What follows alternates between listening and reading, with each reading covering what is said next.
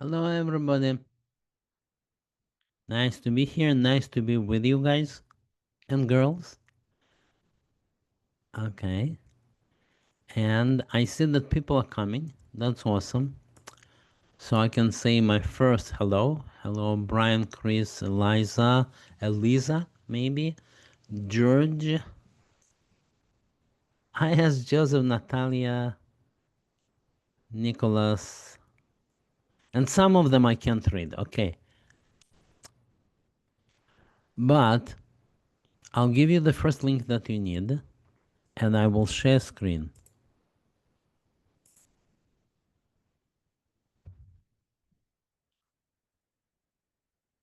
The first link that you need is this one.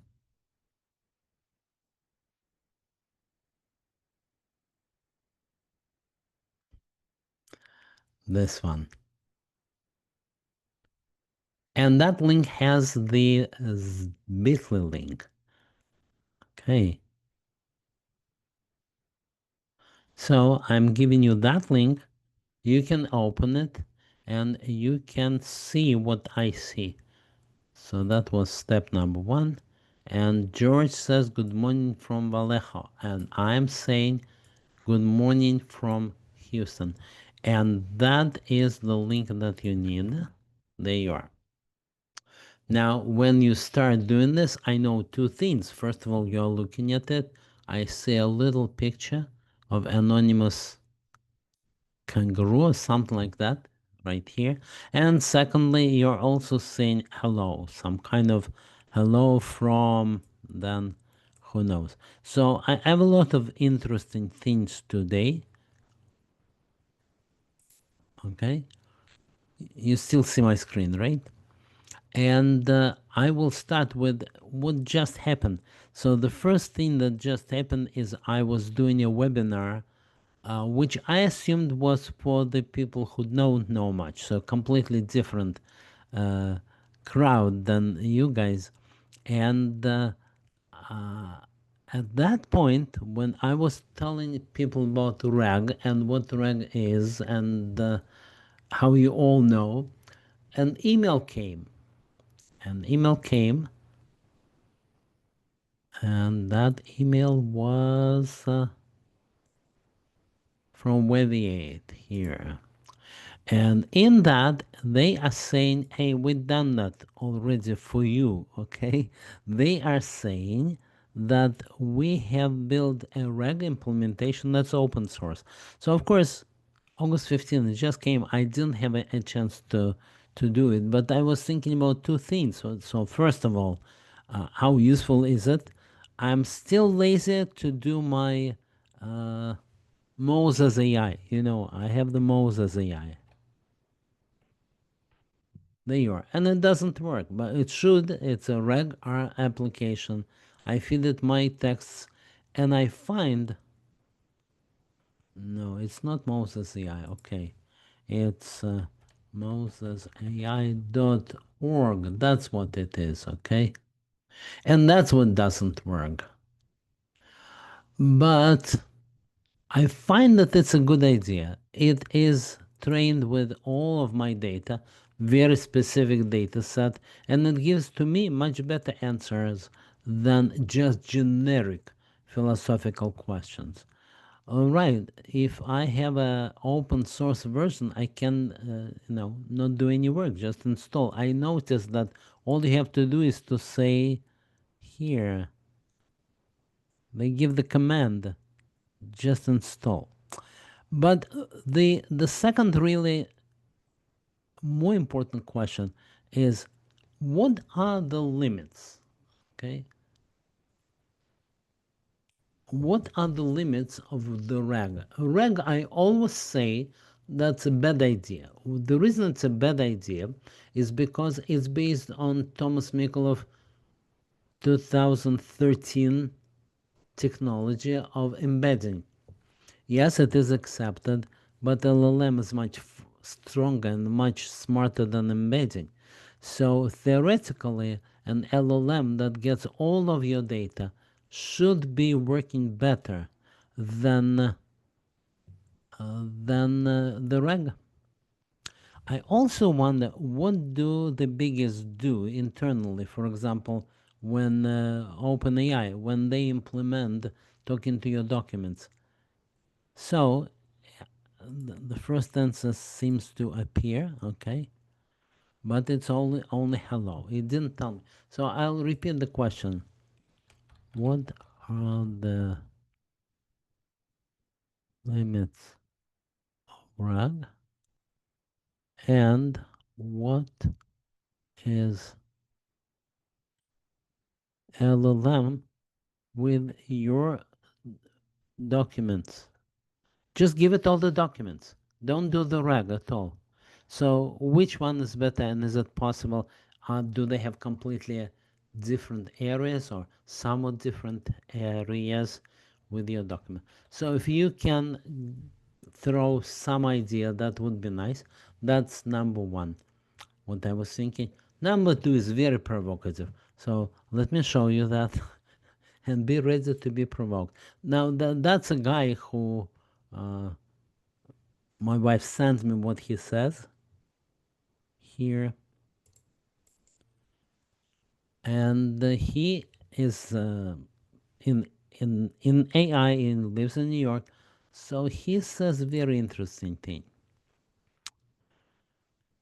Okay, so basically he says the techies don't understand the thing, and the public is even worse. So do you also think this way?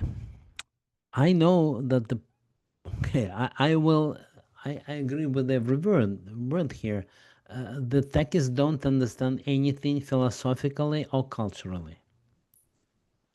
There are multiple quotes about that. But my favorite is Greg Brockman, who says, you cannot do book summarization well, because to do it, you would need to read the book, and who wants to do that? The assumption is, of course, he never reads any books. Now, there are two kinds of books.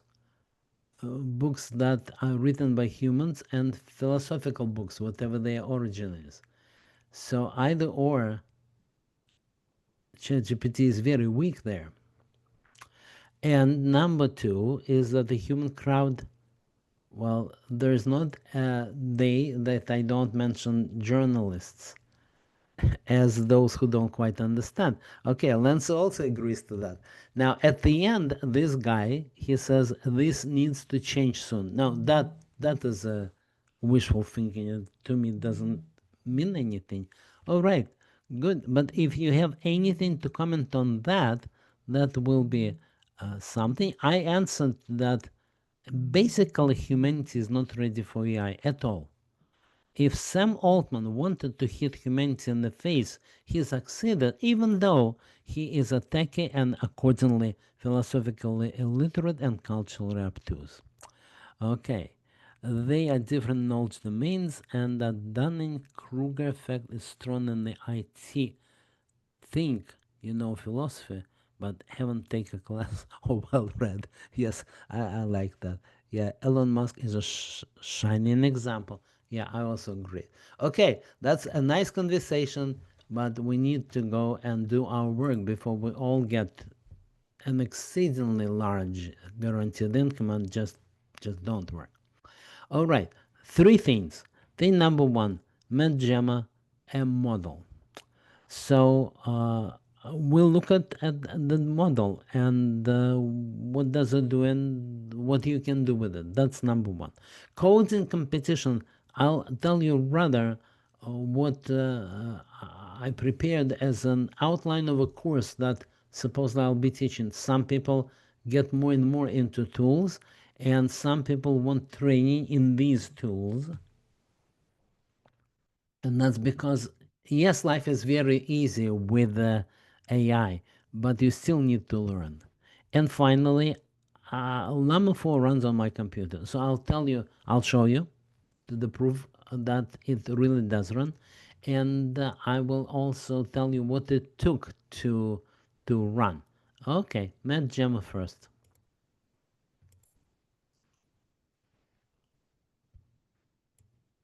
So what is that? This is a specially trained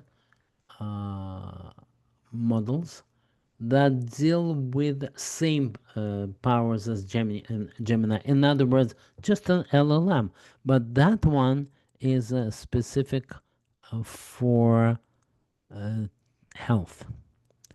So what you can do with that's all important, but blah blah. What you can do with that is there is a place where you can simply start asking that questions. Let's find that place. Try it. Okay. No, I don't want to build. I surely remember that I had a link somewhere that that allowed me to talk about health. Let's find it. I don't need to build anything. Okay, before we find it, if we don't find it, then at least we'll look at what it is. So it seems that you can get the models, you can get them very specialized, which by the way agrees with my approach of doing the Moses AI. If you train it only on a specific bunch of documents, then it will be probably more trustworthy. I mean, not that you trust it, but it really will give you better answers. I tried it for different diseases, imagining that I have them, and supposedly it didn't give me any better answers than AI, but that was not very deep.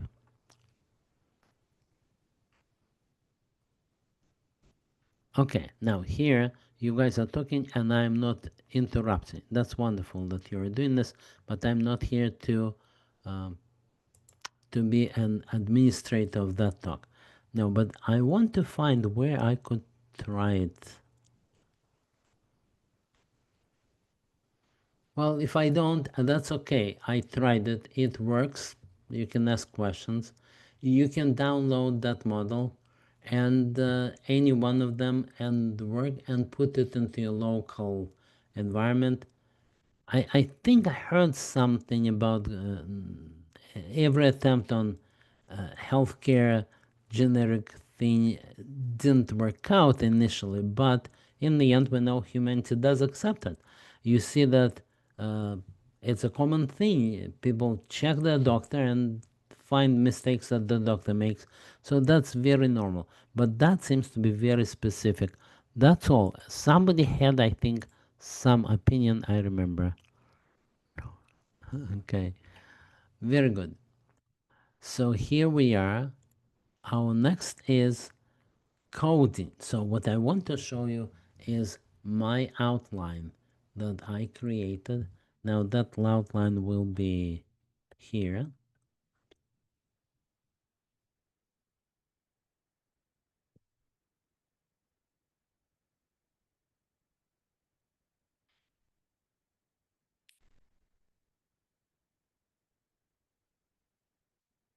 Now I still say that if you guys want to do a competition, tell me, but 1 minute from now I will give you a chance.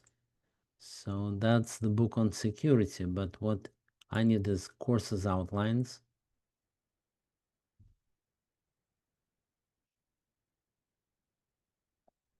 And that's the course that I just recently submitted, like yesterday, to a big tech company. So I'm not going into who and what, but it really is coding with AI. Doesn't have to be exactly these tools. So what I'm teaching here is basic blah blah about AI, but then I promise to introduce the different tools. The tools that I introduce are Windsurf, GitHub Copilot, and Claude Code. Now, if you have some ideas on which other tools I absolutely must introduce in this overview, and that's because every specific programmer shop already has a tool or two that they use. And it's easy to standardize on one thing. Like there are people who do Eclipse and there are people who do IntelliJ. In the same way, it's wise, I think, to use one. I have clients who do exactly these. If there is something that I should add, tell me. Next, I take Windsurf and I am simply honestly giving them the thank you for that, and I give them the Windsurf course. The Windsurf course comes from Windsurf itself. So if you see those things, AI code assistance and fixing tests automatically, and collaboratively AI code agent, how does it work? Search and discover, that all true because that's exactly what they teach. Now, the next one is Copilot. Copilot many people use, but here I'm a little bit confused myself. Copilot, there's a GitHub Copilot and there is Microsoft Word Copilot. It's just confusing. So I have a course.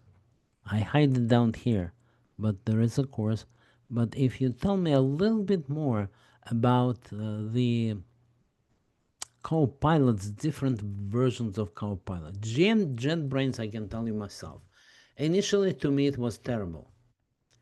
And in addition, everybody was upset that they want $100 for some things that are free anyway.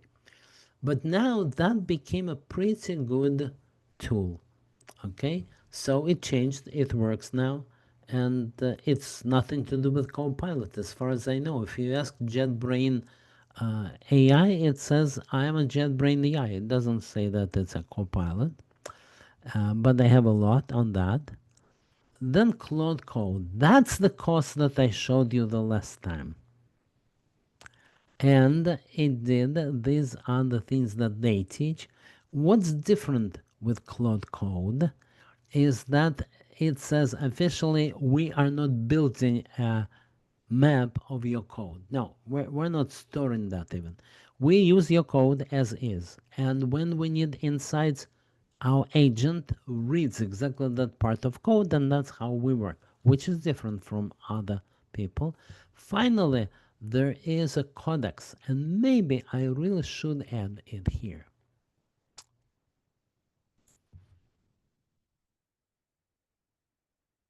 Codex.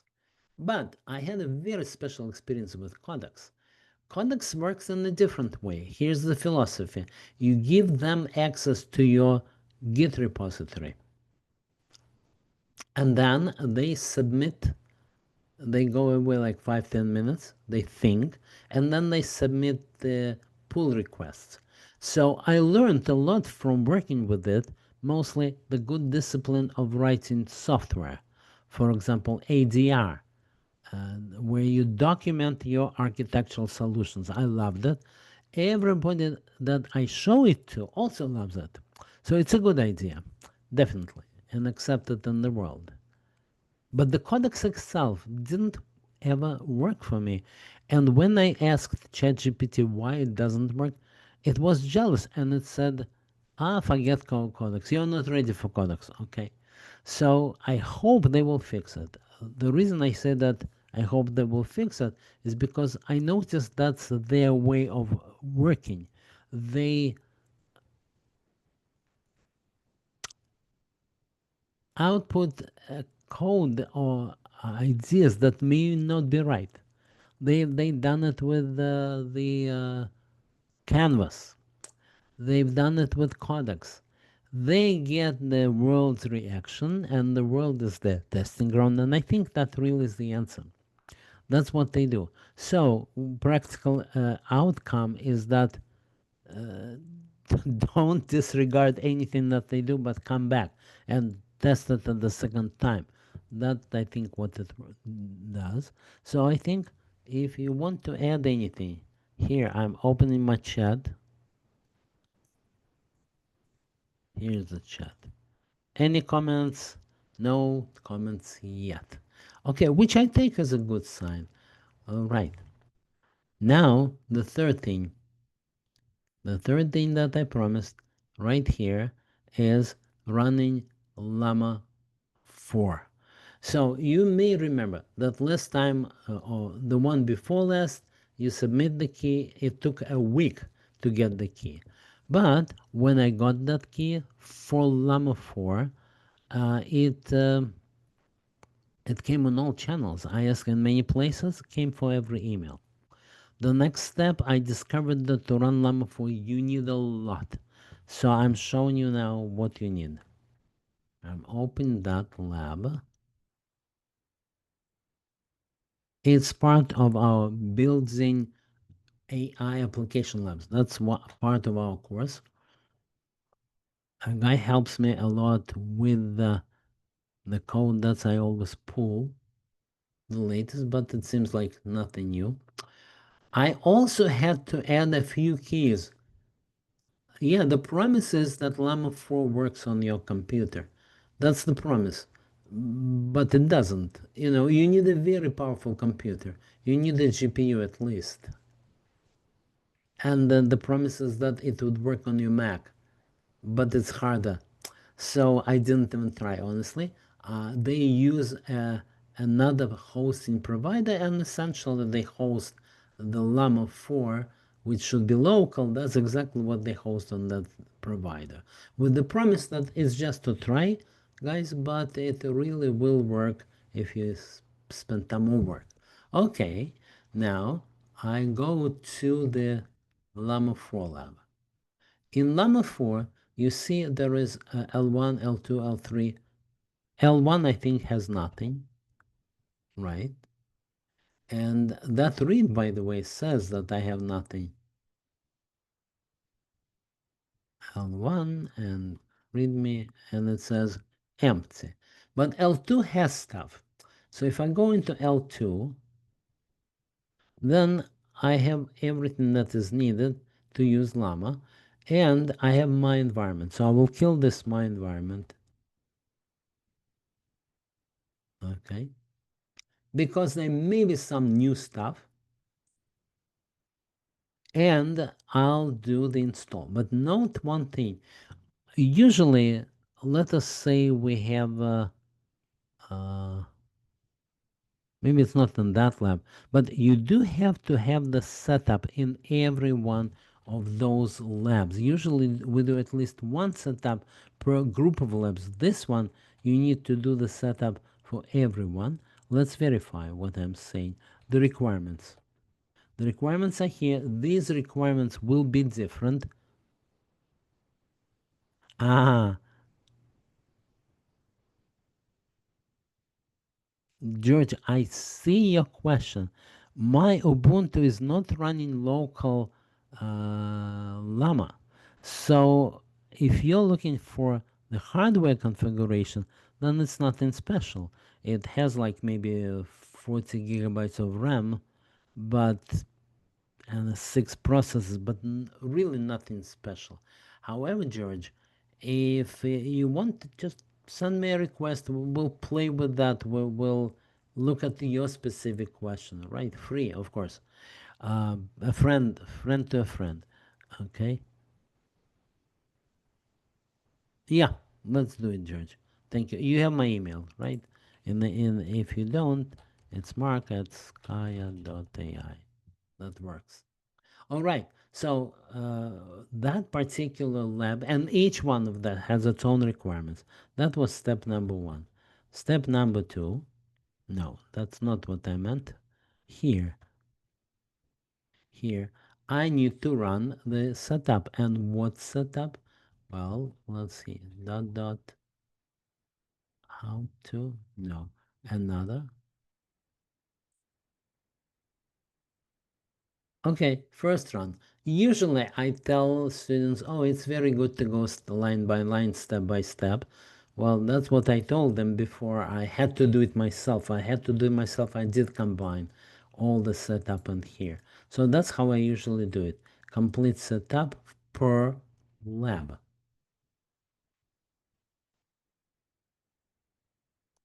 So I'm not saying that every setup that I do is the best, but I am saying that I run many classes by now, like 5. It's many, and we at least figured out a good, stable way of doing it every time for the students. So I also give them a virtual machine, but I just found an interesting problem in the virtual machine, and that is I was doing Ender Eng's lectures downloaded from the YouTube. Well, it turns out that YouTube blocks such downloads from the cloud. So I'm showing it to you locally. Anyway, I would show it to you locally. It is developer to developer. Show me the real stuff. So I install everything that is needed. And that script also puts me in the right virtual environment. So I'm quite ready to go and show that Llama 4 indeed works in my environment. And then we will talk about why do we need it at all. and and there I will also want.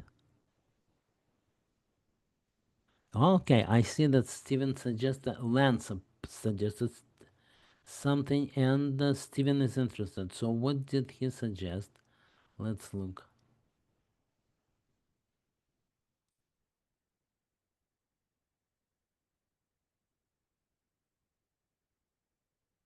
That's very interesting. I think that's what you mean.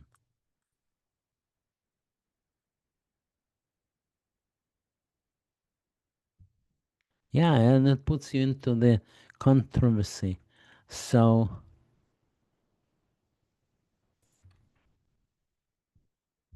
that. So if yes, then yeah, how much time do you need, do you think? Because we can do it next week.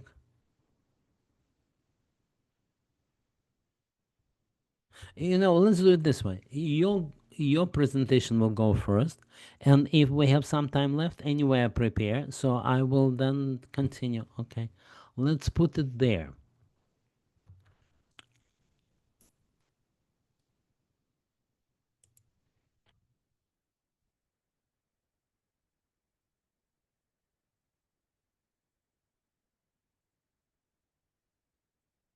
Okay, that will be plan of the presentation, and I will. Okay, 30 minutes.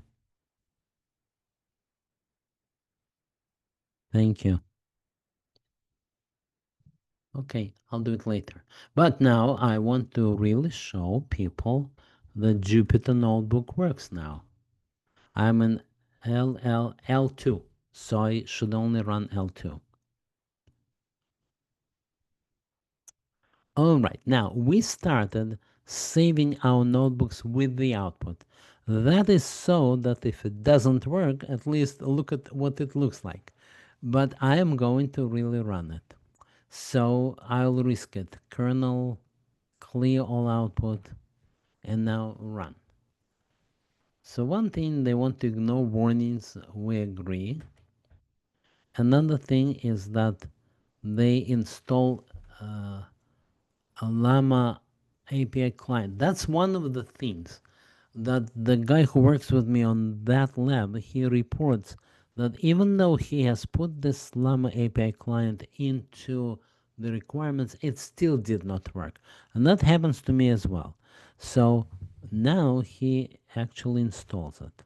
So when he installs it, it brings a lot of additional very important stuff. You see, even though it says you may need to restart, we don't, and still works. Okay. And then it says do the requirements. It's almost complete, but some things still don't work from the requirements. Okay, now the Llama API client library. For that, we already need the key, I believe. Okay. So that's talking to real Llama because that's defined by them package. Okay. Where is it getting the key? I'm not sure. Let's see. I know we had to do the key. Well, here I am. No, not here. Here I am. Okay. Let's check. Let's go here. And let's go here. And that's where all my keys are stored. Oh boy. I don't want to show them because that's recorded. No, I really don't want to. But you can believe me that I got the keys from them, and these keys is what is somehow there must be a hidden code that obtains that key. So if that works, that's because we got the key. Now you give it a very simple for AI. For other people, it may be not easy. But give me a brief history of AI. Only AI can do it. Now we're using AI compatible library. So compatible, but not the library from them. But now the first thing, we remember that Llama is multimedia. I think that there is a term. It can look at pictures. Okay, so here we show that indeed it does look at pictures. There you are. Of course, it should be a picture of Llama. And then we ask it what's in that image. Let's see. 3 llamas. Very right. Now, how did I make it work in my environment? Well, first of all, if you go to the README, and README, you can get it from here.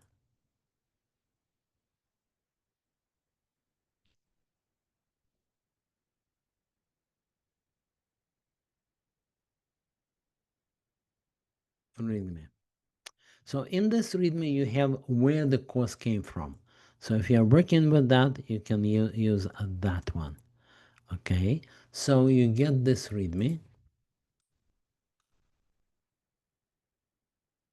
You can compare, and they will tell you, well, I should have used it. Okay, I'm going there because I want to show you the whole thing that you need to go through.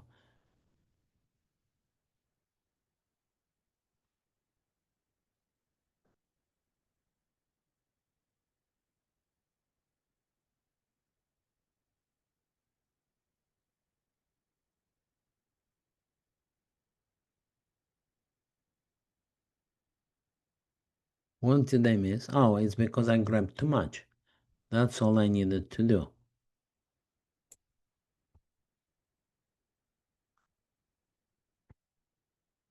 That's the right place. So you go to the code. Go to the code. You wait. And then the message based on the content is formed and is. You wait. Now, don't think that you need to start listening. That's not the. It's loading. When you load, you see that notebook, but that's all you see. You need to do one more thing. Open. Open.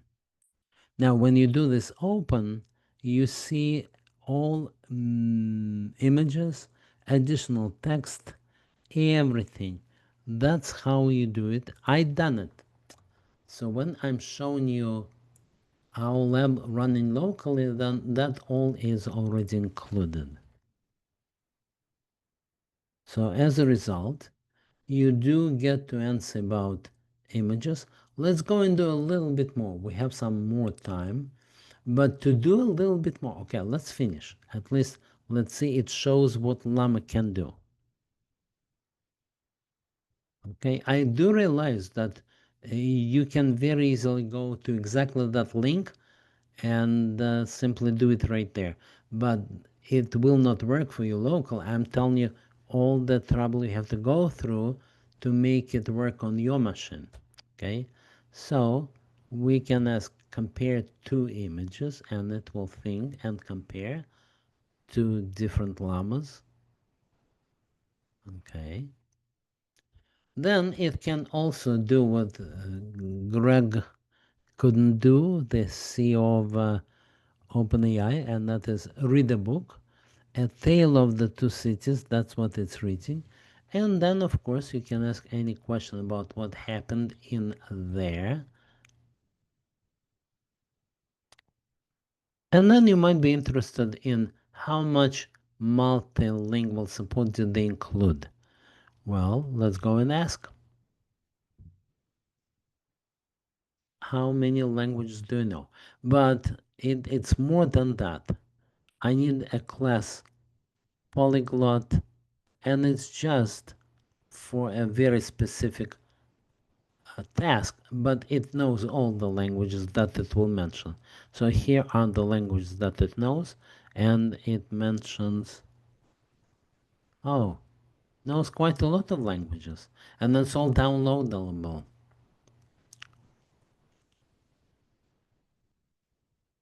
So it gives a short list, but it can also attempt. So it says, I'm not that good at other languages, but I can. Okay, very good.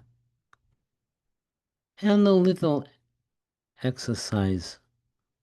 How do you say the weather is nice in French? You say il fait beau, and that means the weather is nice. All right. What else? What else can we do?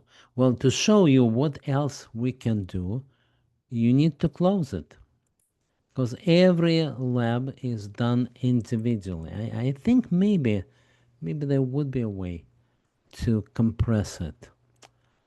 Well, in any case, I close it. Then I stop that. Then I go into the next lab 3 and do the same exercise with my environment. So I'll show you what system now I have. For that, I'll go to the lab on GitHub. And since we regularly teach, our needs are different. We need to verify that the labs in the course will work.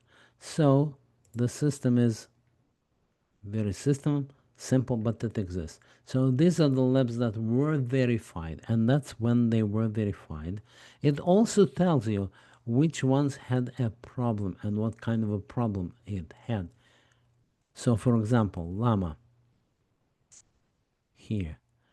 2, 3, and 7 are functional, and 4, 5, and 6 have a couple keys. What are the keys?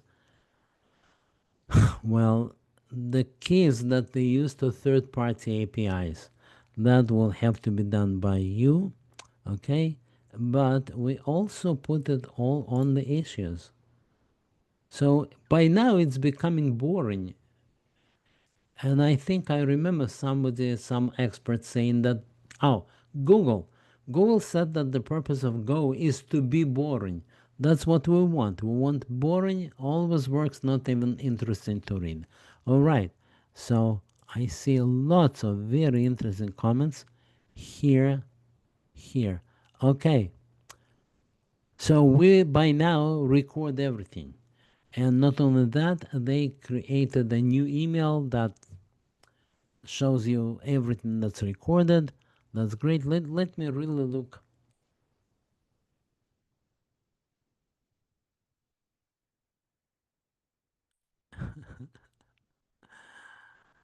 So Steven suggests a more neutral word than fascists. I actually like fascists because it's completely misused. Keep in mind, I'm Jewish. All right, but everybody now is a fascist. I saw a very funny cartoon in New Yorker where they compare everybody to Hitler, and they compare a toaster to Hitler, and why? Well, of course, because it burns. They compare teddy bear, but that I don't even remember why. So I am for fascist. I think, yeah, let's use that. Okay. Can we get free credits? There are lots of free credits around. Okay, but who asks that question? Steven. Steven, if we're going to talk offline, then we can talk later. Okay, that's the system at least. And all of these labs are now working. How nice. So all of these are working, and exactly which ones are working? That one. And if you want to go any deeper, I'm not saying take my course because that's corporations and that's a different mechanics. You take 15 people off their work, so they get 2 or 3 days off. you're paying anyway, so you can pay for the course. But if anybody individually wants, then they are all also found on our lab here, and that is open. So I can just help you this one. And look how many. I can just help you. If you try to run and any one of these doesn't work, then maybe I can help you. You see, there's 80 here, but really there is even more in the list. But in any case, let's go back to where we were, and that was here. Okay, so we wanted to look at MedGemma, and maybe I'm not a doctor, and that's a problem, but we didn't even ask about what to do for Hangover. Some other people in my family did, and they told me that they knew all of that, so nothing special there, at least on the surface. Coding competition, I instead showed you all the tools that I'm going to cover in a course. And then running Llama 4. So be encouraged. You can Llama 4. You can use the key. You can obtain the key. They all come with the free tier. So it's working, Llama 4. Now, but the big question is, why do you need it? That's definitely a very special case, and I think that even Facebook realized that, because the real emphasis is now not on the open lab.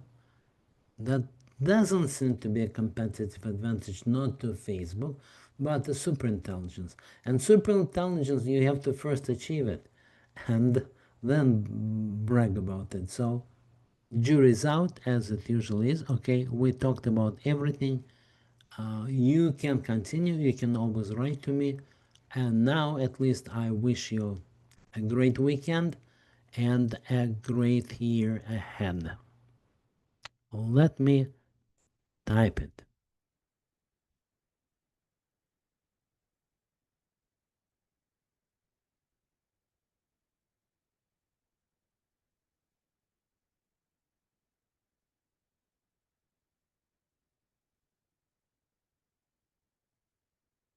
Thank you. Thank you, everyone.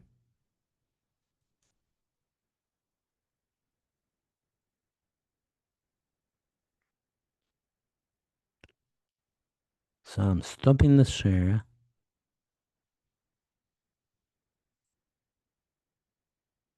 and saying goodbye.